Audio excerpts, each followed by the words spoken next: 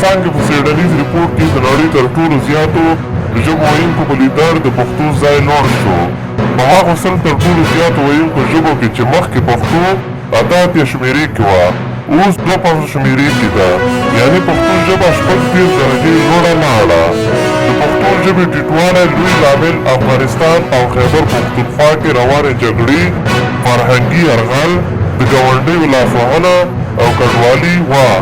پښتانه زیات نورو هېوادونو ته کډوال شول چې بد اغېز یې په ژبه هم پرېوت، خو بیا هم پښتو پاس لاړه. د دې وجه دا ده چې پښتنو ته ژبنیز ډګر کې د ګڼو مبارزینو لخوا د ویښتابو ستر کمپاینونه وشول، ځکه ژبه یې ژوندۍ او لوړه لاړه، که نه په چټکۍ سره لاندې روانه وه.